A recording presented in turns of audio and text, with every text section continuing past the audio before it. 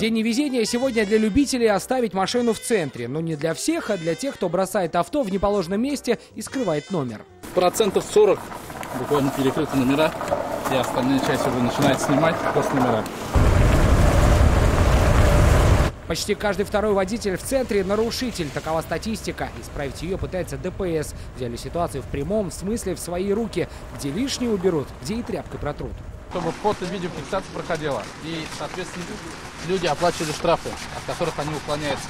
Поэтому такой номер у нарушителей не пройдет. Их и сегодня немало. Только на Чехова и Толстого всего за час отмыли номера у 150 машин. Замазывают номера или вообще их снимают. На такие хитрости автолюбители идут из-за пробелов в законодательстве, уверены автоинспекторы. Дело в том, что наказывать нарушителей сотрудник ГИБДД может только в том случае, если тот едет на своей машине без государственных номеров. Если стоит на месте, тут только штраф.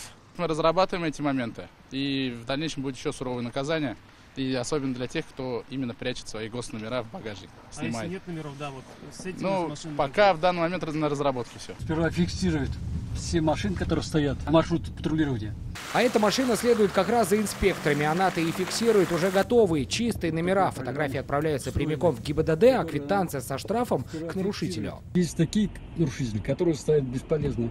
Их проходят штрафы, накладываются им, да, выносят постановление, они все равно ставят. По 40 штрафов приходит на одну машину. Большие штрафы или мало парковочных мест. Почему автолюбители замазываются все чаще, мы спросили у них же.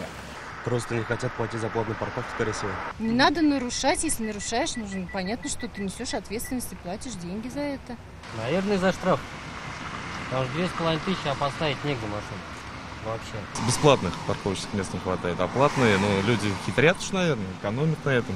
Будет ли в Казани больше бесплатных парковочных мест? Вопрос. А вот закон, пресекающий хитрых водителей, скоро будет доработан и вступит в силу, уверены инспекторы.